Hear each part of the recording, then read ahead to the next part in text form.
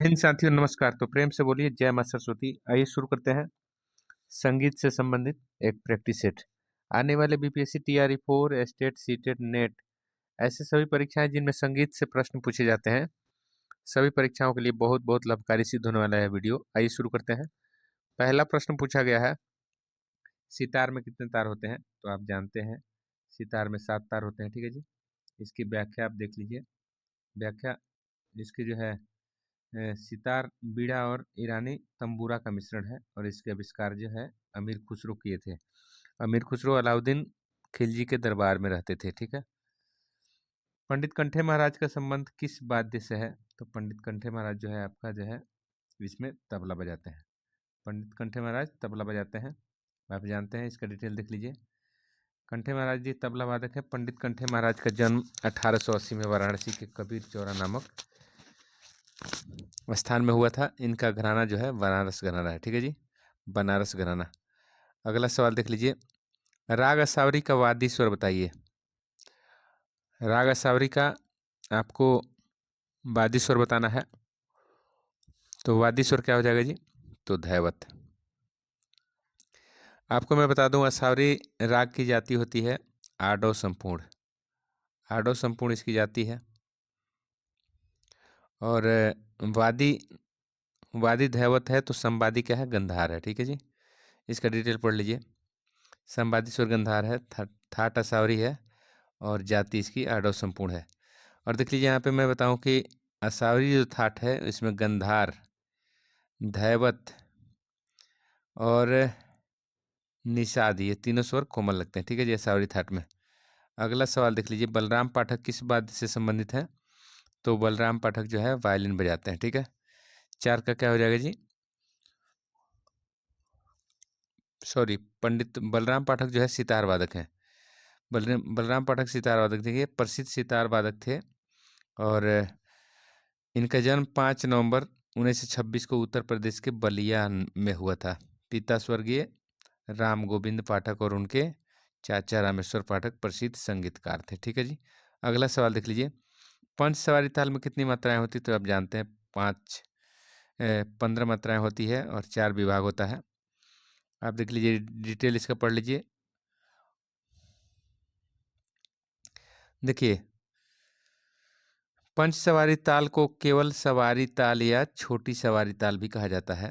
यह ताल ख्याल गायकी के साथ बजाते हैं। और वहीं बड़ी सवारी ताल बोलेगा, बड़ी सवारी ताल कहा जाए तो उसमें 16 मात्राएं होती हैं। 16 मात्राएं और 5 विभाग होता है। ठीक है। अगला सवाल देख लीजिए। तानसेन के गुरु स्वामी हरिदास थे, आप जानते हैं। डिटेल इसका पढ़ लीजिए। तानसेन जी का जो है पिता का नाम मकरंद पांडे था और देखिए इनका जन्म 1532 में ग्वालियर से 7 मील दूर बेहट नामक स्थान में हुआ था। ठीक है जी। और तानसेन का असली नाम तन्ना मिश्र था। ठीक है। अगला सवाल देख लीजिए। अगला सवाल है इसमें, पूर्वांग प्रधान राग कौन है? पूर्वांग प्रधान राग आपको बताना है। तो 7 नंबर सवाल का सही उत्तर बताइए। तो 7 का सही उत्तर हो जाएगा राग भूपाली। राग भूपाली हो गया जी।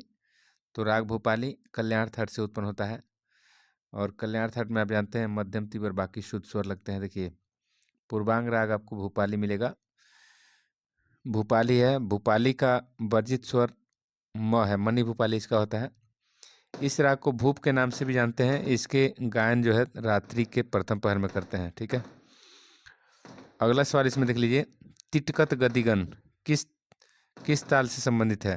तो आप जानते हैं 4 ताल से संबंधित है तिटकत गदिगन।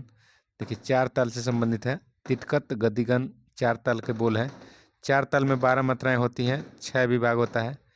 1, 5, 9, 11 पर ताली और 3, 7 पर खाली होता है। ठीक है जी। और इसका ठेका देख लीजिए आप। धा धा दिनता किटधा दिनता तेटकत गदिगन। ठीक है जी। तो आप यहाँ पे देख रहे हैं, इस पे ताली देख लीजिए। ताली आपको कितना मिल रहा है? 4 ताली मिल रहा है। पहली मात्रा पर ताली है, उसके बाद देखिए यहाँ पे ताली है, ये ताली है और ये ताली। ठीक है। 4 ताली हो गया और 2 खाली हो गया। देखिए, नाद की तारता किस पर निर्भर करती है? तो 9 नंबर सवाल का सही उत्तर हो जाएगा आपका आवृत्ति पर। नाद की तीव्रता किस पे? आवृत्ति पर। इसका डिटेल पढ़ लीजिए। डिटेल इसका पढ़ लीजिए। देखिए, 10 नंबर सवाल कह रहा है राग दरबारी का वादन समय क्या है? तो आप जानते हैं मध्य रात्रि है। मध्यरात्रि है। राग दरबारी के बारे में बताएं तो इसकी जाति संपूर्ण संपूर्ण आपका साडव है, संपूर्ण साडव, ठीक है जी। इसकी जाति संपूर्ण साडव है। इसका डिटेल पढ़ लीजिए। जाति इसका संपूर्ण साडव आपको बताया गया। और इसका वादी स्वर ऋषभ और संवादी स्वर पंचम है, ठीक है जी। तो गायन में मध्य रात्रि होता है। दरबारी जो है सावरी थाट का उत्पन्न है। गंधार, धैवत और निषाद कोमल इस थाट में लगता है। देखिए अगला सवाल है 11 नंबर। निम्नलिखित में से कौन सा स्वर समुदाय तोड़ी अंग को दर्शाता है? 11 नंबर सवाल का सही उत्तर बता दीजिए। 11 नंबर सवाल का सही उत्तर हो जाएगा आपका ये रेगा रेसा। तो तोड़ी का जो है इसमें ऋषभ, गंधार कोमल और मध्यम तीव्र लगता है और धैवत कोमल लगता है, ठीक है जी। तो ये स्वर लगते हैं। तो देखिए कोमल रे दिख रहा है तो ये तोड़ी अंग को दर्शा रहा है, ठीक है जी। अगला सवाल देखिए। तोड़ी के अनेक प्रकार हैं, आप जानते हैं। तोड़ी जो होता है, तोड़ी राके गुर्जरी तोड़ी है, बिलासखानी तोड़ी है, भोपाल तोड़ी है, बहादुरी तोड़ी है, लाचारी तोड़ी है। यह अपने थाट के आश्रय राग हैं, ठीक है जी। इसके थाट के नाम तोड़ी है, आप जानते ही हैं। तो संगीत में कुल स्वर कितने होते हैं? तो आप जानते हैं 12 स्वर होते हैं, जिसमें 7 शुद्ध होता है और 5 विकृत होते हैं। तो आप जानते ही हैं। इसका देखिए डिटेल पढ़ लीजिए। 13 नंबर है। किस थाट में रेगा ध कोमल लगता है और मध्यम तीव्र? तो आपको मैं बता रहा हूँ। असावरी में आपको गंधार, धैवत और निषाद कोमल लगता है, ठीक है। और खमाज में केवल निषाद कोमल लगता है। और पूर्वी में ऋषभ कोमल, मध्यम तीव्र और धैवत कोमल लगता है। तो देख लीजिए इसमें गंधार भी कोमल लगता है। तो नहीं, इसमें गंधार कोमल नहीं, पूर्वी में तोड़ी में लगता है, तोड़ी में। तो आंसर क्या हो जाएगा? डी। तोड़ी में ऋषभ कोमल, गंधार कोमल, मध्यम तीव्र और धैवत कोमल लगता है, ठीक है। तो यही पूछ रहा है। तो आपका तोड़ी हो जाएगा, ठीक है। 4 नंबर इसका डी हो जाएगा आंसर। आप देख लीजिए अगला सवाल देख लीजिए। लिख रहा है उत्तर भारतीय संगीत में कुल कितने विकृत स्वर हैं? तो 5 5 आप जानते हैं। 5 आप जानते ही हैं। डिटेल इसका पढ़ लीजिए। अगला सवाल देख लीजिए। मध्य सप्तक षड्ज की आंदोलन संख्या कितनी है? तो सप्तक की षड्ज आप देखेंगे इसका 240 हो जाएगा। जैसे मद्र का देखिए, मद्र का 120 होता है, मद्र सप्तक का मतलब मद्र सप्तक का।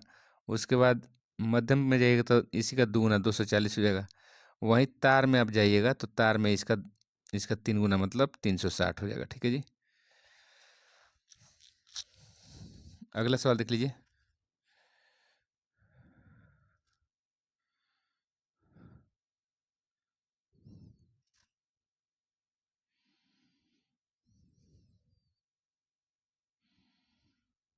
आप यहाँ पे याद कर सकते हैं। देखिए मध्यम का 240 दिया है, ऋषभ का 270 और गंधार का 301 पूर्णांक 17/43, मध्यम का 320 है। इसी तरह से देख लीजिए बढ़ते जा रहा है। तो आपको याद करना है। वैदिककालीन स्वरों में उदांत, उदांत क्या होता है? उदात मतलब स्वरों से उच्च अवस्था। आपका 16 क्या हो जाएगा? आपका ए हो जाएगा 16 का। और अनुदात जो होता है स्वर से नीचे और स्वरित जो होता है मध्यम को दर्शाता था, ठीक है जी। उदात, अनुदात, स्वरित यहाँ पे लिखा हुआ है, देख लीजिए। उदात ऊंचा, अनुदात मतलब नीचे और स्वरित मतलब मध्यम स्वर, ठीक है जी। अगला सवाल देख लीजिए। चतुरंग कितने अंग होते हैं? चतुरंग में कितने अंग होते हैं? चतुरंग में 4 अंग होते हैं, आप जानते हैं। चतुर मतलब 4। तो देखिए चतुरंग में 4 अंग कौन कौन होते हैं? चतुरंग में 4 अंग होते हैं। इसमें ख्याल के शब्द 1 अंग हो गया। उसके बाद तराना दूसरा, पखावज अथवा तबला के बोल 3 और सरगम के गीत, ठीक है जी। तो ये 4 भाग होते हैं चतुरंग के। श्रुतियों की संख्या आप जानते हैं 22 है। 22 है, जानते हैं। श्रुति इति श्रुतः।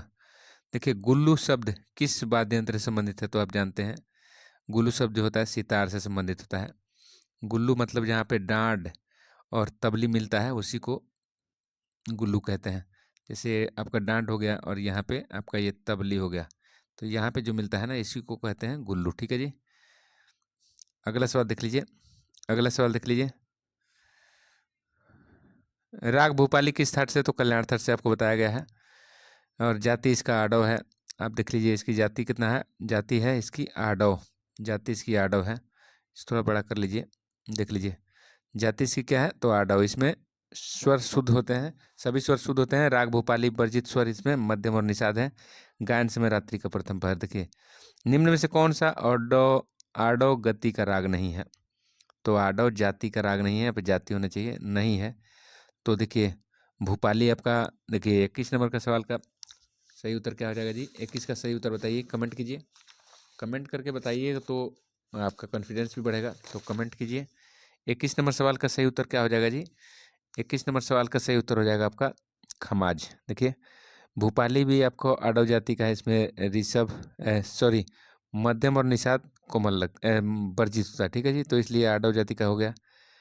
कलावती भी आडव जाति का है, दुर्गा भी आडव जाति का है, तो खमाज नहीं है, ठीक है।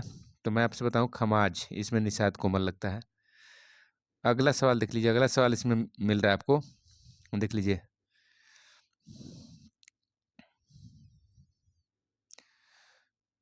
इसकी जाति शाडव संपूर्ण है, ठीक है जी, शाडव संपूर्ण है। भूपाली कलावती दुर्गा ये सभी आडव जाति के राग हैं, ठीक है। जबकि आपको खमाज जो है इसकी जाति शाडव संपूर्ण है, मतलब आपको आरोह में 6 और अवरोह में 7 स्वर लगेंगे। अगला सवाल देख लीजिए, अगला सवाल है आपका ताल गज झंपा कितनी ताली होती है? ताल गज झंपा में कितनी ताली होती है? तो ताल गज झंपा में बता दीजिए। तो ताल गज झंपा में आपका 3 ताली होती है, ठीक है। तो देख लीजिए इसके बोल देख लीजिए।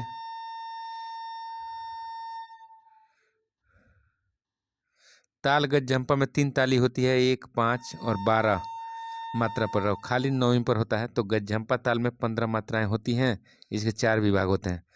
तो पहले विभाग में 4 मात्रा, दूसरे में 4 और तीसरे में 3 मात्रा और चौथे में 4 मात्राएं होती हैं। देखिए धा धीन नक तक, धा धीन नक तक, 3 नक तक, ते ते कत गदिगन, ये इसका बोल है। तो यहाँ पे ताली हो गया पहली, और फिर आपका जो है 5वीं पे हो गया, फिर आपको 12वीं पे ताली हो गया, तो 3 ताली आपको मिल रहे हैं। अगला सवाल देखिए थाट कल्याण से उत्पन्न राग, तो बागेश्वरी जी काफी थाट से, केदार केदार जो है कल्याण से उत्पन्न होता है, ठीक है जी। देखिए मैं आपसे बताऊं यहाँ पे बागेश्वरी काफी थाट से उत्पन्न है, काफी थाट से उत्पन्न है। और देखिए भैरव तो भैरव थाट से उत्पन्न है, और भीमपलासी जो है काफी थाट से भी उत्पन्न है। और लेकिन यहाँ पे केदार कल मासा मतलब इसका मध्यम वादी और संवादी षडज होता है, और कल्याण थाट से उत्पन्न है। इसकी जाति देखिए ऑर्डो संपूर्ण है, ऑर्डो संपूर्ण है। बागेश्वरी काफी थाट आप जानते हैं, भैरव थाट से उत्पन्न होता है। भीमपलासी भी काफी थाट से उत्पन्न होता है। वही देखिए सारंगी किस वर्ग में आता है? तो सारंगी देखिए, सारंगी आप जानते हैं तत्व में आता है। सारंगी चूंकि तार से बना है इसलिए इसको तत्व वाद्य यंत्र कहा जाता है। और औनत जो होता है चमड़े से बने होते हैं आप जानते हैं, और घन जो होता है लकड़ी या धातु से बनता है। सुशीर हवा से बजता है, जैसे हारमोनिया हो गया, शहनाई हो गया, बांसुरी हो गया। तो देखिए सारंगी तत्व वर्ग का वाद्य यंत्र है। सारंगी वाद्य यंत्र का प्राचीन नाम सारिंदा है, ठीक है। कालांतर में सारंगी हो गया। इसका इस वाद्य यंत्र में 29 तार होते हैं, सारंगी में 29 तार, और मुख्य बाज में 4 तार होते हैं, ठीक है, याद रखिएगा। मस्जिद खानी गत किस लय में बजाई जाती है? मस्जिद खानी लय किस लय में बजाई जाती है? मस्जिद खानी गत, तो 25 का सही उत्तर हो जाएगा आपका, 25 का अंतर हो जाएगा विलंबित लय में, ठीक है। और राजा खानी गत जो होता है द्रुत लय में, ठीक है। मस्जिद खानी गत आपको विलंबित लय में बजाते हैं, और फिरोज खानी गत भी। देखिए मस्जिद खां इस गत के आविष्कारक थे, इस गत का नामकरण आविष्कारक के नाम पर है। इसे फिरोज खानी गत भी कहा जाता है, ठीक है जी, फिरोज खानी गत। मस्जिद खानी को फिरोज खानी गत भी कहा जाता है। मस्जिद खां इसके आविष्कारक थे। देखिए भरत ने कितने ग्राम माने हैं? तो भरत ने नाट्य शास्त्र में भरत ने केवल मध्यम और षडज ग्राम का उल्लेख किया है, गंधार ग्राम को पूर्णतया छोड़ दिया, ठीक है। तो 2 ग्राम माने थे, ठीक है। इसका क्या हो जाएगा जी? आंसर क्या हो जाएगा? 2। देखिए कौन से राग का स्वर समान है आपको देखना है, तो इसका सही उत्तर हो जाएगा राग भूपाली और देशकार। राग भूपाली और देशकार, इनकी जाति आडव आडव है, ठीक है जी। तो राग स्वर समान वाले राग भूपाली और देशकार हैं। देखिए भूपाली देशकार राग का स्वर समान है, दोनों की जाति आडव आडव है, और आरोह अवरोह में 5-5 स्वर का प्रयोग होता है, ठीक है। अगला सवाल देख लीजिए, गम ध प, ग म रे, रे सा स्वर समूह किस राग का है आपको बताना है। तो स्वर समूह यह है भैरव राग का। ठीक है जी, भैरव राग का। आप देख लीजिए यहाँ पे भैरव राग में आप जानते हैं रे और धैवत कोमल लगता है। ठीक है, जाति इसकी संपूर्ण होती है, आरोह अवरोह दोनों में 7-7 स्वर लगते हैं और रे ध कोमल लगता है। ठीक है, अगला सवाल देख लीजिए, राग में कौन से दो स्वर एक साथ वर्जित नहीं हो सकते। तो मध्यम और पंचम। ठीक है जी, मध्यम और पंचम। मध्यम और पंचम आपका आंसर सी हो गया। पंचम अस्थाई होता है, मध्यम जो होता है अर्धदर्शक स्वर होता है। बागेश्री में गंधार शुद्ध वो पंचम वर्जित करने पर राग कौन सा बनता है। तो बागेश्री में आप गंधार को शुद्ध कर दीजिएगा तो और पंचम वर्जित कर दिएगा तो कौन सा राग बनेगा आप बताइए। 30 नंबर का क्या हो जाएगा, कमेंट करिए। 30 का सही उत्तर क्या होगा जी। तो 30 का सही उत्तर हो जाएगा आपका रागेश्री राग बन जाएगा। ठीक है जी, अगला सवाल 30 का डिटेल पढ़ लीजिए। डिटेल इसका पढ़िए। बागेश्री में गंधार शुद्ध व पंचम वर्जित करने पर रागेश्री राग बनता है। खमाज थाट से उत्पन्न यह राग है, इसकी जाति आडव साडव है। ठीक है, रागेश्री में गंधारवादी होता है और संवादी निषाद होता है। ठीक है जी, अगला सवाल देख लीजिए, इसमें कौन सा बिहार का प्रसिद्ध घराना है। तो बिहार का प्रसिद्ध घराना बताइए। तो 31 का सही उत्तर हो जाएगा, बताइए। 31 का सही उत्तर हो जाएगा बेतिया घराना। ठीक है जी, अगला सवाल देख लीजिए, बेतिया घराना हो गया, इसका डिटेल पढ़ लीजिए आप। डिटेल इसमें लिख रहा है, बेतिया घराना बिहार का प्रसिद्ध संगीत घराना है। बिहार में संगीत का एक समृद्ध इतिहास रहा है, खासतौर में ध्रुपद गायकी के क्षेत्र में बिहार के संगीत घरानों ने देश भर में अपनी पहचान बनाई है। बिहार में ध्रुपद के 3 प्रमुख घराने बेतिया घराना, दरभंगा घराना और डुमरांव घराना। ठीक है जी, तो अगला सवाल देख लीजिए। अगला सवाल, विष्णु दिगंबर स्वरलिपि में तार सप्तक पर क्या चिन्ह होता है। तो तार सप्तक पर बताइए। तार सप्तक पर ऊपर खड़ी लाइन होता है। जैसे आप भातखंडे जी के पत्ती में देखिएगा तो मध्यम को तीबर लिखने के लिए ऊपर खड़ी लाइन करते हैं, लेकिन पलुस्कर जी में तार सप्तक में ऊपर खड़ी लाइन खींचते हैं, लेकिन आपको भातखंडे जी के पत्ती में ऊपर बिंदी लगाते हैं तार के लिए। ठीक है, और पलुस्कर जी में ऊपर खड़ी लाइन तीबर के जैसे लिख देते हैं। ठीक है जी, तो अगला सवाल देख लीजिए, राग ललित किस थाट से बना है। तो राग ललित मारवा थाट से बना हुआ है, तो मारवा थाट इसमें दिया हुआ है सी। ठीक है जी, तो क्वेश्चन नंबर आपका है 32 नंबर सवाल का देखिए, इसकी जाति आडो आडो साडो साडो है। ठीक है जी, जाति इसकी साडो साडो है। जाति इसकी साडो साडो है, इसमें पंचम स्वर वर्जित होता है। मारवा में मध्यम स्वर वादी और संवादी स्वर षडज होता है। ठीक है, मारवा थाट से उत्पन्न है, तो मारवा में आपको देखिए ऋषभ, कोमल, मध्यम, तीबर, ये वाला आपको 2 स्वर लगते हैं तीबर विकृत। ठीक है जी, अगला सवाल देखिए, बिरजू महाराज का संबंध किससे है। तो बिरजू महाराज कथक नृत्य करते हैं, तो कथक नृत्य हो गया, सी आंसर हो गया। इसका डिटेल पढ़ लीजिए। डिटेल पढ़िए। लखनऊ देखिए, पंडित बिरजू महाराज प्रसिद्ध भारतीय कथक नर्तक हैं। वे भारतीय नृत्य की कथक शैली के आचार्य और लखनऊ के कालका बिंदादिन घराने के प्रमुख प्रतिनिधि हैं। पहले उनका नाम दुखहरण था, बाद में बदलकर ब्रिज मोहन नाथ मिश्र कर दिया गया। ठीक है जी, अगला सवाल देख लीजिए, गधनी कोमल युक्त धाट कौन है। तो आसावरी थाट में आपको आगे धनी गंधार, धैवत और निषाद कोमल लगता है। ठीक है, तो आसावरी थाट हो जाएगा आंसर। भैरव में आप जानते हैं, भैरव में आप जो है ऋषभ और धैवत कोमल लगता है। ठीक है, और काफी में गंधार और निषाद कोमल लगता है, और कल्याण में मत तीव्र लगता है, बाकी शुद्ध लगते हैं। ठीक है जी, अगला अगला देख लीजिए, क्या लिख रहा है। आसावरी थाट में गधनी कोमल लगता है। राग आसावरी आडव संपूर्ण की जाति का राग है, आडव संपूर्ण। इसमें धैवतवादी और संवादी गंधार होता है। ठीक है, अगला सवाल देख लीजिए, पूर्णतः संगीतमय वेद कौन है। तो सामवेद, आप जानते हैं सामवेद, और इसके उच्चारणकर्ता को उद्गाता कहते हैं। ठीक है जी, उद्गाता, उद्गाता। ठीक है, देखिए यज्ञ अनुष्ठान हवन के समय मंत्र गाए जाते थे, ये सामवेद के हैं। ऋचाएं के गायन को ही साम कहते थे, ऋचाओं के गायन को साम कहते थे, ठीक है। बृहदेशी के लेखक कौन है? तो बृहदेशी के लेखक आप बताइए। 37 नंबर सवाल का क्या हो जाएगा उत्तर? कमेंट करिए। 37 का सही उत्तर हो जाएगा आपका मतंग मुनि। मतंग मुनि बृहदेशी के रचनाकार थे। देखिए इसका डिटेल पढ़िए। डिटेल हम पढ़ा रहे हैं आपको। डिटेल इसमें लिखा हुआ है। बृहदेशी संगीत संबंधित संस्कृत का ग्रंथ, ठीक है। यह ग्रंथ 6ठी शताब्दी में लिखा गया है। मतंग मुनि ने इस ग्रंथ में देसी रागों का विवरण दिया है, इसलिए इसका नाम बृहदेशी पड़ा, ठीक है। नारायण मुरेश्वर खरे शिष्य थे। किनके शिष्य थे नारायण मुरेश्वर? तो आंसर सही हो जाएगा आपका पंडित विष्णु दिगंबर पलुस्कर के, ठीक है। आंसर बी हो गया। इसका डिटेल पढ़ लीजिए।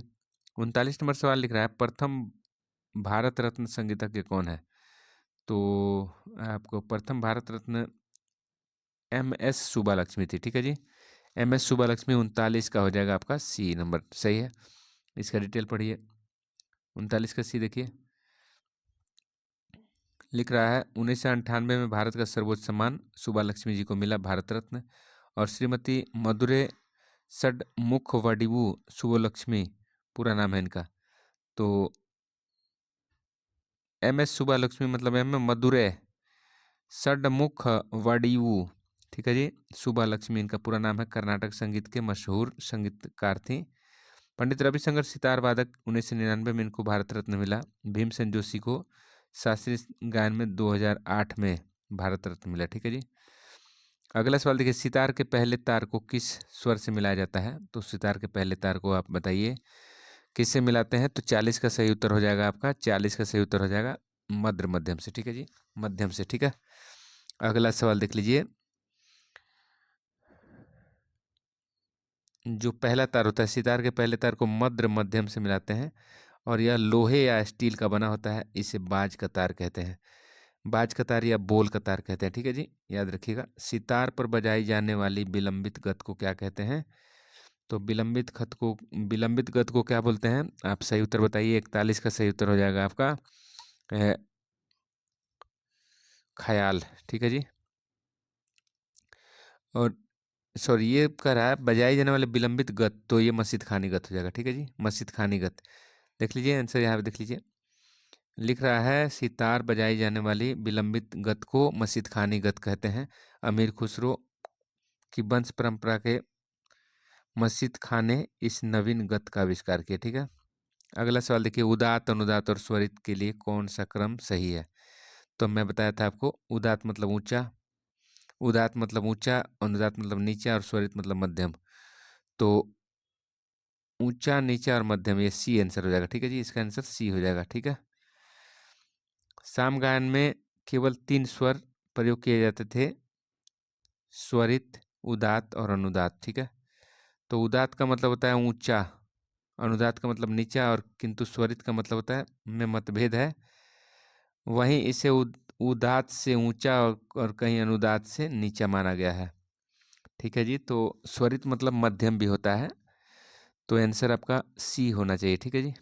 अगला सवाल देख लीजिए। अगला सवाल है इसमें, अगला सवाल 43 नंबर सवाल लिख रहा है, प रे ग रे नी ध नी नी रे सा, ठीक है जी। स्वर समूह किस राग से है? तो आपका यमन, यमन से हो जाएगा। यमन कल्याण थाट से उत्पन्न होता है और यमन का स्वर समूह कल्याण थाट से उत्पन्न होता है और कल्याण थाट में मध्यम तीव्र लगता है। इसकी जाति संपूर्ण है, ठीक है जी। वादी स्वर गंधार और संवादी स्वर निषाद है, ठीक है जी।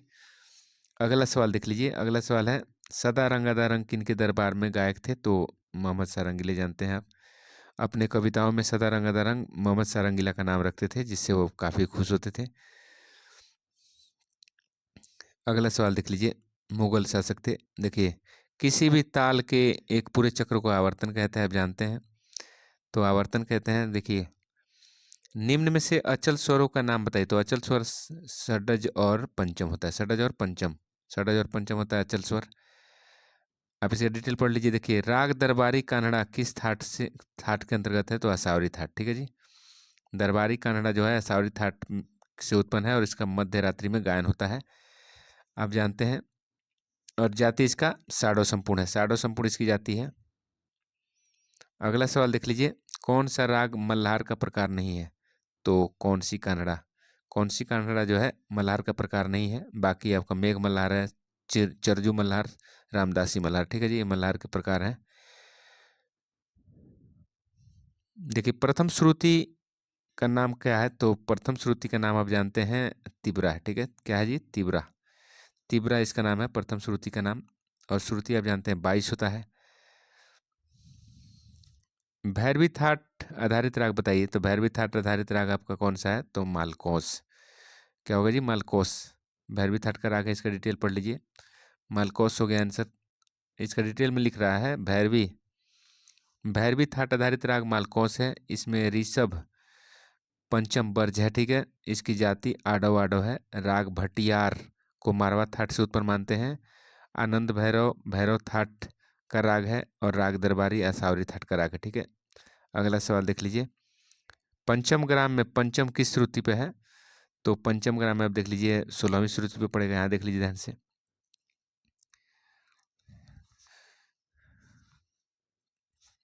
आप षडज का जानते हैं 4 होता है श्रुति, और ऋषभ का 3 होता है, तो 4 3 7 हो गया। और गंधार का 2 होता है तो 9 हो गया। और मध्यम का 4 होता है तो 9 4 13 हो गया। और 13, और पंचम का होता है 4 तो 13 और 4 17 हो गया। 17 हो गया जी। तो ये कह रहा है क्या, पंचम। तो पंचम चूंकि अपना पहली श्रुति में है, इसलिए 16 पे आ जाएगा। ठीक है जी। अगला अगला देख लीजिए। ऑडव जाति में कितने स्वर होते हैं, तो 5। ठीक है, ऑडव जाति में 5। और 6 स्वर वाले को साडव बोलते हैं, साडव। और 7 वाले को संपूर्ण कहते हैं। ठीक है जी, संपूर्ण। अगला सवाल देख लीजिए। जय जयवंती किस श्रेणी का राग है, तो परमिल प्रवेशक राग है। परमिल प्रवेशक मतलब एक थाट से दूसरे थाट में प्रवेश करने वाला राग को परमिल प्रवेशक कहते हैं।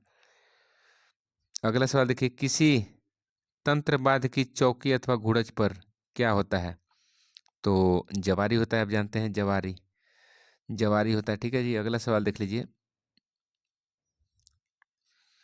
घराने की नींव किस काल में पड़ी, तो आप जानते हैं राजपूत काल में पड़ी थी। राजपूत काल में देखिए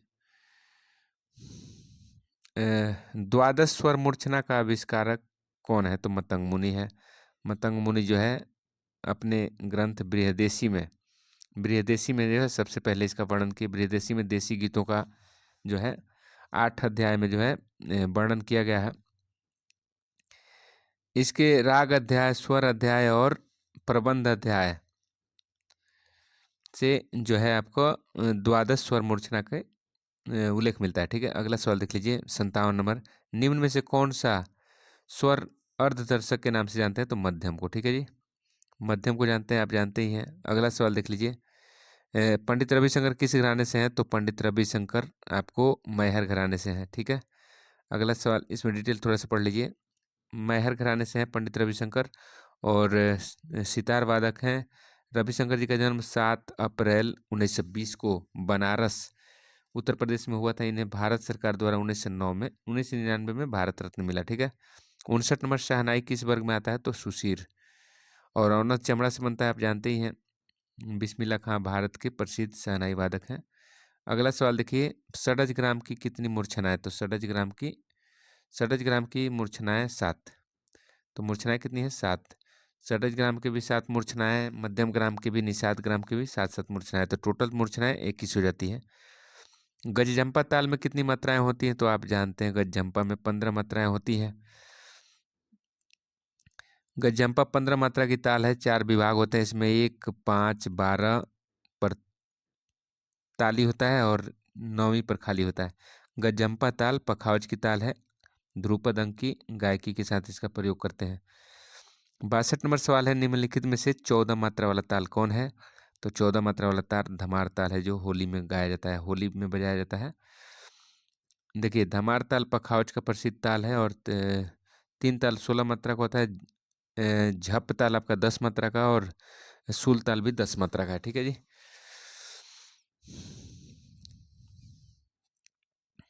अगला सवाल देख लीजिए। षडज ग्राम में पंचम किस श्रुति पर है, तो षडज ग्राम में पंचम आप 17वीं श्रुति पे आप जानते हैं। देख लीजिए 17वीं श्रुति पे है। और संगीतज्ञों ने श्रुतियों पर स्वरों की व्यवस्था चतुष चतुष चतुश्चैव षडज मध्यम पंचमा द्वय द्वय निषाद गंधारो त्रस्ती ऋषभ धैवतो इस सूत्र के आधार पर की है। ठीक है। 64 नंबर सवाल। निम्नलिखित में से किस राग में दोनों मध्यम का प्रयोग ललितांग में किया जाता है, ठीक है।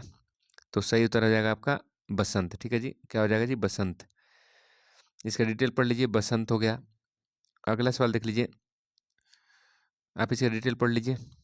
उत्तरांग प्रधान होने के कारण इसमें तार षड्ज पर विशेष जोर दिया जाता है। इसके और परज राग के स्वर समान है, अतः म ध ध रे सा और रे नी ध प म ग म ग से यह तुरंत स्पष्ट हो जाता है, ठीक है।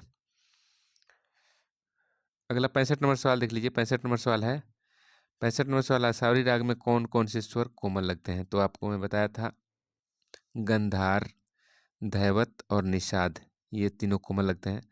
तो गंधार, धैवत, निषाद बी हो जाएगा, ठीक है जी।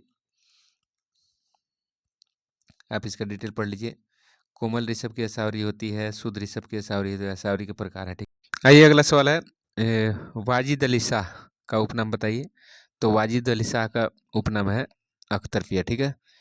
वाजिद अली शाह आप जानते हैं लखनऊ के नवाब थे, और जब छोड़ चले लखनऊ, बाबुल मोरा नहर छूटे जाए, ये उनकी अत्यंत जनप्रिय ठुमरी है, ठीक है जी। जब अंग्रेजों द्वारा उनको देश निकाला दिया जा रहा था, तो ये सभी ठुमरी का गायन किए थे, ठीक है जी। धमार ताल में कितने विभाग होते हैं? तो धमार ताल में आपको बताना है 67 नंबर का क्या हो जाएगा जी? 67 नंबर का हो जाएगा 4 विभाग होते हैं। तो आप देख लीजिए 4 विभाग होते हैं। और इसका इसका थोड़ा डिटेल पढ़ लीजिए आप। इसमें लिखा हुआ है, इसमें लिखा है, देखिए इसमें लिखा है, धमार ताल में 14 मात्राएं होती है, 4 विभाग होती हैं, 1, 6, 11 पर ताली और 8वीं पर खाली होता है। अगला सवाल है, कर्नाटक संगीत में प्रसिद्ध, कर्नाटक संगीत पद्धति में शुद्ध स्वर सप्तक को क्या कहते हैं? तो आपका सही उत्तर हो जाएगा कनकांगी, ठीक है जी। इसका डिटेल पढ़ लीजिए, इसका डिटेल आप पढ़िए। इसमें लिखा है, दक्षिण संगीत पद्धति में शुद्ध स्वर सप्तक को कनकांगी अथवा मुखारी मिल कहते हैं, किंतु उत्तरी संगीत पद्धति में शुद्ध स्वर सप्तक को बिलावल थाट कहते हैं, ठीक है। अगला सवाल, तबला किस वर्ग का वाद्य है? तो आप जानते हैं औनद है, क्योंकि ये चमड़ा से बना हुआ है। तो चमड़ा से जो भी बनते हैं वो औनद में आते हैं, जैसे हो गया पखावज, ढोलक, ढोल, नाल, नगाड़ा, ये तबला, ये सभी औनद में आते हैं। सुशील में आपको बांसुरी आएगा, हारमोनियम आएगा, शहनाई आएगा। घन में आपका आ जाएगा जो जैसे आपका झांझ हो गया, करताल हो गया, घुंघरू हो गया।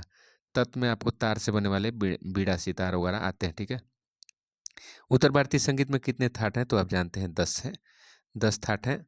32 थाटों का भी प्रचलन है, लेकिन मुख्य 10 थाट हैं। देखिए 71 नंबर, राग में कम से कम कितने स्वरों का प्रयोग होता है? तो 5। तो 5 वाले को आप आडव कहते हैं, 6 वाले को साडव कहते हैं, और 7 वाले को संपूर्ण, ठीक है जी। अगला स्वर देख लीजिए। अगला सवाल है, इसमें आपसे पूछा गया है अचल स्वर कितने हैं? तो अचल स्वर 2 ही है। तो षडज और पंचम को अचल स्वर कहते हैं।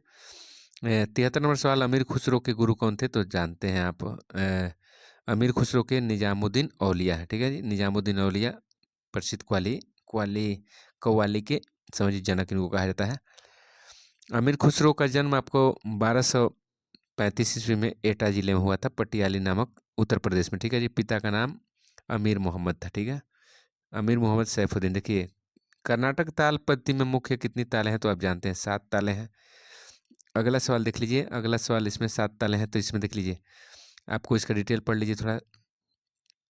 इसमें लिख रहा है, कर्नाटक संगीत पद्धति में 7 मुख्य तालें हैं, ध्रुव, मठ, रूपक, झंप, त्रिपुट, अठ और एक मानी गई है, ठीक है। इन्हीं तालों को पांच जातियों में 35 तालों का निर्माण किया गया, ठीक है जी। 35 तालों का निर्माण इनसे किया गया। देखिए 7 ताले हैं और 5-5 जाति है, तो 7-5 ताल हो गए। देखिए थाट राग पद्धति के अंतर्गत कितने आश्रय राग होते हैं? तो आप जानते हैं 10 होते हैं।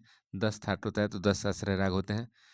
जितने थाट उतने आश्रय राग। देखिए राजाखानी गत में कौन से बोल निश्चित रूप से होते हैं? राजाखानी गत में बताइए। तो 76 नंबर का सही उत्तर क्या हो जाएगा जी? 76 का कमेंट करके बताइए, 76 का सही उत्तर क्या हो जाएगा? तो 76 का सही उत्तर हो जाएगा, आपको बताना है 76 नंबर का सही उत्तर। कमेंट करिए तभी तो पता लगेगा। तो आपका सही उत्तर हो जाएगा, आपका ये हो जाएगा दा रदा रदा, ठीक है जी, दा रदा। अगला सवाल देख लीजिए, इसका पढ़ लीजिए डिटेल। ये राजाखानी गत के जो है, राजाखानी गत में बोल निकलते हैं वो है, ठीक है जी। और राजाखानी गत का आविष्कारक राजा ने किया था। यह द्रुत लय में बजाई जाती है, ठीक है। घुंघरू किस वर्ग का वाद्य है? तो आप उसे बताए थे आप, ये घन है। तो घन में जो धातु और लकड़ी से बनते हैं उसको घन वाद्य यंत्र कहते हैं। अगला सवाल देख लीजिए, प्राचीन शुद्ध गंधार को आधुनिक स्वर व्यवस्था में क्या कहा जाता है? तो आपको शुद्ध गंधार को क्या कहा जाता है जी? बताइए, 78 का सही उत्तर बताइए। 78 का सही उत्तर हो जाएगा आपका कोमल गंधार। ठीक है जी, कोमल गंधार कहा जाता है। इसका डिटेल आप पढ़ लीजिए। अगला सवाल देखिए, ब्रह्म ताल में कितनी मात्राएं होती हैं? तो ब्रह्म ताल में आपको बताना है। ब्रह्म ताल में क्या होगा जी? 79 का क्या हो जाएगा? तो ब्रह्म ताल में 28 मात्राएं होती हैं, 14 विभाग होता है। ठीक है, 28 मात्राएं होती हैं। अगला सवाल देख लीजिए, इसका डिटेल पढ़ लीजिए। 14 विभाग होते हैं, 28 मात्राएं होती हैं। देखिए, तिलवाड़ा में कितनी मात्राएं होती हैं? तो 80 का सही उत्तर हो जाएगा। 80 का सही उत्तर हो जाएगा आपका। तिलवाड़ा में 16 मात्राएं होती हैं। अगला सवाल देख लीजिए, इसका डिटेल पढ़ लीजिए। 81 नंबर, तानपुरा के अधिकतर इन स्वरों से मिलाए जाते हैं। तानपुरा के तार अधिकतर किन स्वरों से मिलाते हैं? तो पंचम और तार सप्तक के षडज से। ठीक है जी, और मध्यम षडज से। तो आपको याद रखना है, 4 तार होते हैं, तो पहला पंचम से, दूसरा तार षडज से, तीसरा तार षडज से, और चौथा जो है मध्यम षडज से। ठीक है, अगला सवाल देख लीजिए, उठान किस घराने की विशेषता है? तो उठान 82 नंबर सवाल हो जाएगा इसका। बनारस घराने की विशेषता है उठान। ठीक है जी, उठान जो है तबला से संबंधित है।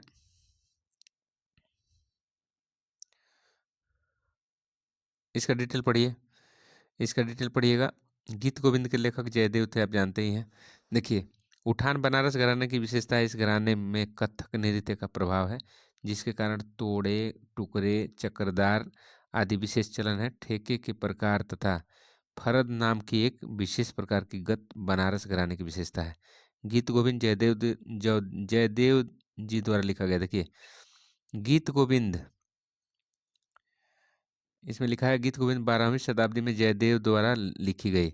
जयदेव केवल कवि ही नहीं, गायक भी थे।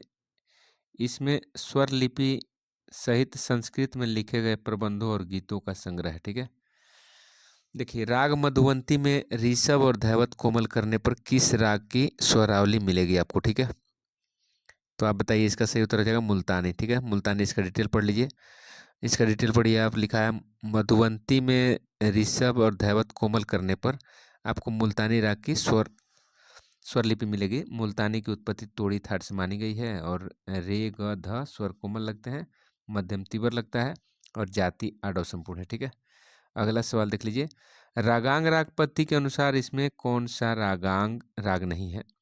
तो सही उत्तर हो जाएगा भैरवी। क्या हो जाएगा जी? भैरवी। इसका सही उत्तर हो जाएगा भैरवी। इसका डिटेल पढ़ लीजिए। भैरवी प्रातः काल में गाते हैं, जाति संपूर्ण है। ठीक है, भैरवी थाट से उत्पन्न है, आश्रय राग है। ठीक है, अगला सवाल देखिए, 86 नंबर, संगीतांजलि के लेखक कौन है? तो संगीतांजलि के लेखक आप जानते हैं, 86 नंबर का। 86 का सही उत्तर हो जाइए पंडित ओमकारनाथ ठाकुर। आप बताइए, पंडित ओमकारनाथ ठाकुर किनके शिष्य थे? आपको बताना है। तो देखिए, 1938 में संगीतांजलि की प्रकाशित हुई, जिसमें कला पक्ष पर प्रकाश डाला गया है।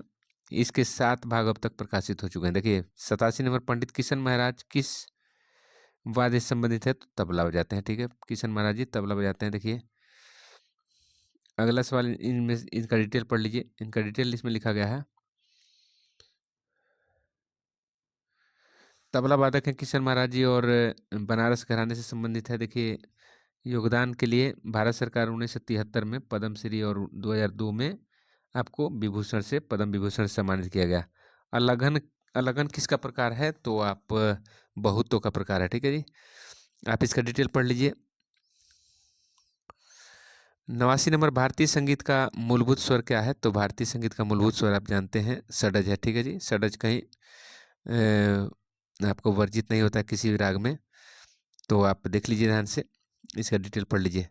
उद्गाता किस गान से संबंधित है? तो साम गान से। ठीक है जी, साम वेद के उच्चारणकर्ता को या गायक को उद्गाता कहा जाता था। ठीक है, 91 नंबर सवाल लिख रहा है, ग प ध नि ध प म ग म रे सा स्वर संगति किस राग से है? तो आपका 91 नंबर सवाल का सही उत्तर हो जाएगा। बताइए, 91 नंबर का सही उत्तर हो जाएगा आपका। 91 नंबर का सही उत्तर होगा अलैया बिलावल। ठीक है जी, अलैया बिलावल का है। इसका डिटेल पढ़ लीजिए। अल्लाया बिलावल हो गया। अगला सवाल देख लीजिए, इसमें डिटेल पढ़िए। अल्लाया बिलावल जो है, बिलावल थाट से उत्पन्न है। इसकी जाति साडो संपूर्ण है, वादी धैवत है, संवादी गंधार है, और गाने का समय दिन का प्रथम पहर है। अल्लाया बिलावल का, ठीक है जी। अगला सवाल देख लीजिए, निम्न में से कौन सा रे व ध कोमल युक्त राग है? तो आप बताइए। भैरव। क्या हो जाएगा जी? भैरव। आंसर क्या हो जाएगा? भैरव। रे रे और ध कोमल लगता है, ठीक है। अभिनव राग मंजरी पुस्तक के लेखक कौन है? तो पंडित विष्णु नारायण भातखंडे जी हैं, आप जानते हैं, 6 भाग में है, प्रकाशित है। तो आप इसका डिटेल पढ़ लीजिए। मियाँ मल्हार का थाट बताइए। तो मियाँ मल्हार का थाट क्या है जी? आपका जानते हैं, काफ़ी थाट है। काफ़ी थाट में गंधार और निषाद कोमल लगता है। आप इसका डिटेल पढ़ लीजिए। डिटेल इसमें लिखा गया है। मियाँ मल्हार उत्पत्ति काफ़ी थाट से मानी जाती है। इसमें जो है आरोह में 7 स्वर का प्रयोग होता है और अवरोह में धैवत को छोड़ा जाता है, इसलिए इसकी जाति संपूर्ण साड़ा हो जाती है, ठीक है। 3 ताल की 9वीं मात्रा पर क्या होता है? तो खाली होता है, आप जानते हैं। खाली होता है 9वीं मात्रा पर, आपको खाली हो जाएगा, ठीक है। अगला सवाल देख लीजिए, राग खमाज की जाति क्या है? तो राग खमाज की जाति आपको बताना है। 96 नंबर सवाल का सही उत्तर हो जाएगा। 96 नंबर सवाल का साडव संपूर्ण। क्या हो जाएगा जी? साडव संपूर्ण। इसका डिटेल पढ़ लीजिए। इसमें लिख रहा है, खमाज राग की रचना खमाज थाट से मानी जाती है और इसके आरोह में ऋषभ वर्जित है और आरोह में 7 स्वर प्रयोग किए जाते हैं, इसलिए इसकी जाति साडव संपूर्ण है। प्रातःकालीन राग क्या है? तो प्रातःकालीन राग आपको यहाँ पे मिलेगा। 97 नंबर का सही उत्तर हो जाएगा आपको जौनपुरी। जौनपुरी, इसमें इन रागों में से जौनपुरी जो है प्रातःकाल गाते हैं। देखिए, जौनपुरिया धागा, ये आपको जौनपुरी प्रातःकालीन राग है। इस राग को असावरी थाट से उत्पन्न माना गया है। दिन के दूसरे पहर में गाते हुए जाते हैं। दरबारी का गायन समय आप जानते हैं मध्य रात्रि है। कल्याण राग और हमीर राग का गायन समय जो है रात्रि का प्रथम पहर है। सप्तक में कितने स्वर होते हैं? तो आप जानते हैं 7 और अष्टक में 8 होते हैं। राग तरंगड़ी के लेखक आप जानते हैं लोचन कवि हैं। ये इसका डिटेल पढ़ लीजिए। देखिए, डिटेल हम यहाँ पे पढ़ा रहे हैं। इसको लिख रहा है, तरंगणी पुस्तक के लेखक लेखक लोचन कवि हैं। इसकी रचना काल 15वीं शताब्दी है और बृहदेशी नामक पुस्तक के रचयिता मतंग मुनि हैं और भरत मुनि नाट्य शास्त्र लिखे हैं और संगीत परिजात अहोबल द्वारा रचित है, ठीक है। अगला सवाल देख लीजिए। 100 नंबर सवाल है, मिजराब का प्रयोग आप सितार बजाने में करते हैं, जानते हैं आप, और यह लोहा से बना होता है। दाएं हाथ के तर्जनी में इसको पहन के बजाते हैं, ठीक है जी। राग में आविर्भाव से क्या अभिप्राय है? तो 101 नंबर सवाल का सही उत्तर हो जाए, बताइए। 101 का सही उत्तर बता दीजिए, आप कमेंट करिए। 101 का सही उत्तर बताना है आपको। 101 का सही उत्तर बताइए। तो 101 का हो जाएगा आपका राग की पुनः स्थापना। मतलब कह रहा है, अब देखिए, आविर्भाव का मतलब होता है आप कहीं दूसरे राग में भटक के गा रहे हैं या जाके अपना लयकारी दिखा रहे हैं दूसरे राग में, और पुनः जब अपने राग में लौटते हैं उसी को कहते हैं आविर्भाव, मतलब आना। और तिरोभाव मतलब राग से दूसरी जगह जाना, ठीक है। आप इसका डिटेल पढ़ लीजिए। प्रसिद्ध वंदे मातरम रचना किस राग पर आधारित है? तो राग देश पर है, ठीक है जी। राग देश पर है, ठीक है। और प्रसिद्ध वंदे मातरम रचना राग देश पर आधारित है और बंकिम चंद्र चट्टोपाध्याय द्वारा रचित है। यह 1870 में रची गई थी। 28 दिसंबर के दिन कलकत्ता में 1896 का जो राष्ट्रीय कांग्रेस का अधिवेशन हुआ था, उसी में पहली बार गाया गया था, ठीक है जी। और इसको गाने के लिए आपको बताना है कितना समय लगता है। 1 मिनट 5 सेकंड, ठीक है। 65 सेकंड। देखिए, दिर दिर दा दा रा बोल किस गत में प्रयोग होता है? तो आप जानते हैं मस्जिद खानी में। आप ये देखिए, सितार का सभी बोल है विलंबित लय में बजाई जाती है। आप इसका डिटेल, सितार के आविष्कारक अमीर खुसरो थे और विलंबित लय में मस्जिद खानी गत बजाते हैं। ओमकारनाथ ठाकुर, चलिए, ओमकारनाथ ठाकुर कौन से ग्रंथ लिखे हैं? तो आपको गीतांजलि लिखे हैं।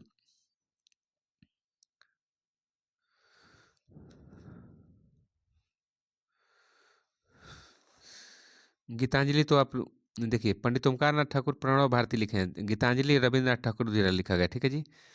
और आप देखिए, प्रणव ओमकारनाथ ठाकुर जी को प्रणव भी कहा जाता, तो इनकी रचनाओं को प्रणव नाम से पुकारते हैं। देखिए यहाँ पढ़ लीजिए, ये लिख रहा है ठाकुर जी पंडित ओमकारनाथ ठाकुर ने प्रणव भारती और संगीतांजलि की रचना की थी। ठीक है। राग परिचय के लेखक कौन है? हरिश्चंद्र श्रीवास्तव हैं।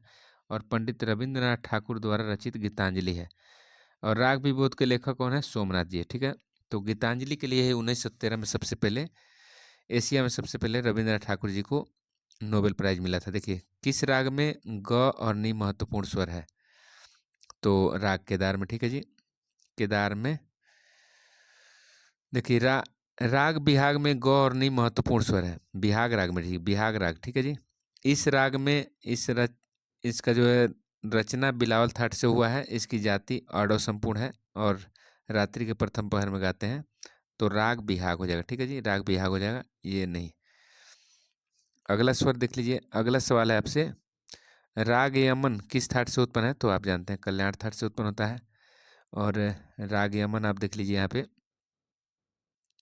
इसकी जाति संपूर्ण होती है। राग यमन का वादी स्वर गंधार, संवादी स्वर निषाद है। इसका गायन समय रात्रि का प्रथम पहर है। अगला सवाल, यह तबले पर नहीं बजाते, तो कौन नहीं बजाते बताइए? तो आप पेशकारा भी बजाते हैं, कायदा भी बजाते हैं, तिहाई भी बजाते हैं, लेकिन गमक गमक जो है तबले पर नहीं बजता है। गमक जो होता है, गंभीरता पूर्वक स्वर के उच्चारण को गमक कहते हैं। देखिए अगला सवाल है, जमजमा किस पर बजाया जाता है? जमजमा आप जानते हैं सितार पर बजाया जाता है। जमजमा, झाला, ये सब सितार पर बजाया जाता है। ये डिटेल पढ़ लीजिए। जमजमा किसको कहते हैं? तो जमजमा के बारे में लिखा है कि किसी पर्दे पर दा अथवा रा बजाकर किसी दूसरे स्वर को शीघ्रता से बजाने को जमजमा कहते हैं। ठीक है। निम्न में से कौन निम्न में से कौन मैहर घराने से संबंधित कलाकार नहीं है? तो आंसर क्या हो जाएगा? उस्ताद अहमद जान थिरकुआ। ये मुरादाबाद से संबंधित थे और प्रसिद्ध तबला वादक थे। तबला सम्राट कहा जाता है इनको। मैहर घराने से संबंधित नहीं है तो निखिल बनर्जी हैं, आशीष खां हैं, अली अकबर खां हैं, लेकिन अहमद जान थिरकुआ नहीं है। ठीक है। प्रसिद्ध तबला वादक अहमद जान थिरकुआ मैहर घराने से संबंधित नहीं है। इनका जन्म जो है 1891 में उत्तर प्रदेश के मुरादाबाद में हुआ था। सारे ग पधश्चा का संबंध किस राग से है? तो आपको बताना है। 110 का क्या हो जाएगा जी? 110 का सही उत्तर हो जाएगा राग भूपाली। राग भूपाली में मध्यम और निषाद वर्जित होता है। ठीक है।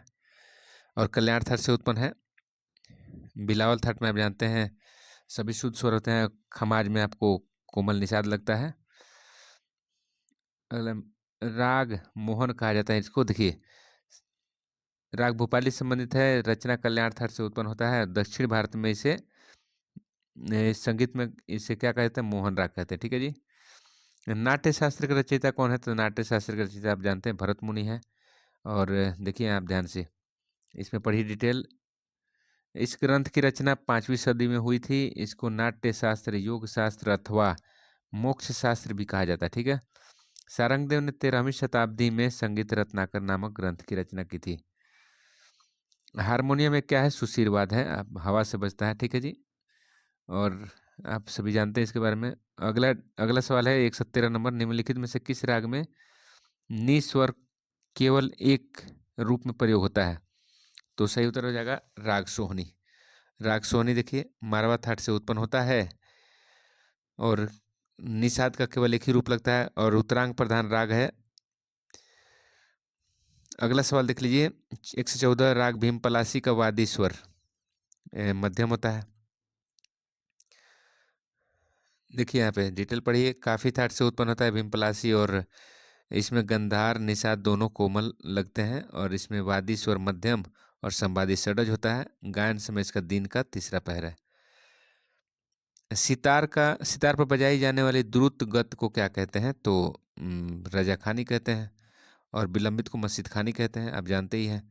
ये हो गया आपका द्रुत और ये हो गया विलंबित। ठीक है जी, विलंबित। अगला सवाल देख लीजिए। रजाखानी के आविष्कार रजा खां थे। यह द्रुत लय में बजाई जाती है। इसे पूर्वी अथवा लखनऊ बाज भी कहते हैं। अतः सितार पर बजाई जाने वाली द्रुत गत को रजाखानी गत कहा जाता है। ठीक है जी। अगला सवाल देख लीजिए, गंधर्व महाविद्यालय मंडल की स्थापना किसने किया? तो विष्णु दिगंबर पलुस्कर जी किए थे। 116 का क्या हो जाएगा? 116 का ये हो जाएगा। 116 का ये 1901 में किए थे और ये लाहौर में किए थे। ठीक है जी।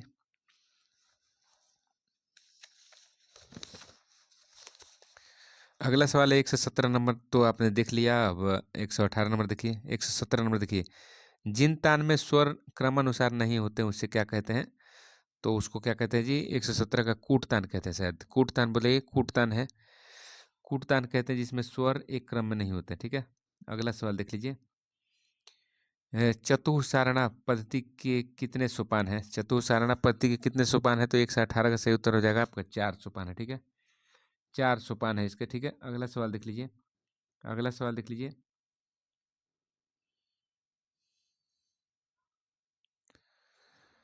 119 नंबर, वादी और संवादी के मध्य कितने श्रुति का अंतर होता है? तो 9 से 13 भी होता है। चलिए, इसका 119 का क्या हो जाएगा जी? 119 का सही उत्तर हो जाएगा 9 से लेकर 13 श्रुति तक। 9 से लेकर 13 श्रुति तक अंतर होता है वादी संवादी में। ठीक है, इसका डिटेल पढ़ लीजिए आप। गजझंपा ताल में कितने विभाग होते हैं? तो गजझंपा ताल में आपको 4 विभाग होते हैं। पढ़िए इसका डिटेल, ये लिख रहा है यहाँ पे कि गजझंपा 15 मात्रा की ताल है, 4 विभाग होते हैं इसमें। गजझंपा ताल पखावज की ताल है, प्रयोग ध्रुपद अंक के साथ किया जाता है। ठीक है। अगला सवाल देख लीजिए, राग भूपाली का वादी गंधार संवादी धैवत होता है। तो इसका सही उत्तर हो जाएगा क्या जी? सी। तो यहाँ पे आप पढ़ लीजिए डिटेल। भूपाली में मध्यम और निषाद वर्जित होता है। ठीक है जी। इस राग की कल्याण थर से उत्पन्न होता है और आडव आडव जाति इसकी होती है, क्योंकि मध्यम और निषाद वर्जित होता है। गायन समय रात्रि का, इसका गायन समय रात्रि का प्रथम पहर है। ठीक है जी। अगला सवाल देख लीजिए, 122 नंबर, रजाखानी गत किस ताल में बजाई जाती है? तो रजाखानी गत आपको 3 ताल में बजाई जाती है, याद रखिएगा इसको। रजाखानी जो होता है 3 ताल में बजाई जाती है। देखिए, रजाखानी गत 3 ताल में बजाई जाती है। रजाखानी में बजाई जाती है 3 ताल, और 3 ताल वाद्य मध्य द्रुत और अति द्रुत सभी लयों में बजाई जाती है। ठीक है। अगला सवाल देख लीजिए, सारणा प्रक्रिया में भरत ने कितने बीड़ाओं का प्रयोग किया? तो 2 बीड़ाओं का प्रयोग किया। देखिए, इसका डिटेल पढ़ लीजिए। डिटेल लिखा है यहाँ पे, सारणा प्रक्रिया में भरत ने 2 बीड़ाओं का प्रयोग किया है।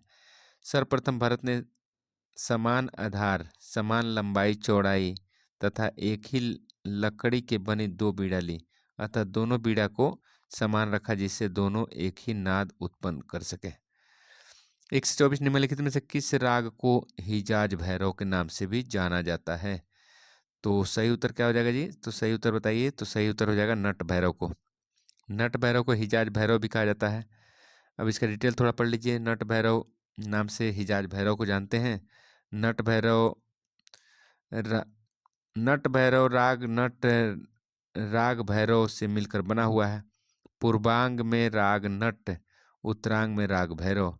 इस राग की प्रकृति गंभीर है। ठीक है। अगला सवाल देख लीजिए, 125, राग मलकौस का वादी संवादी स्वर बताइए।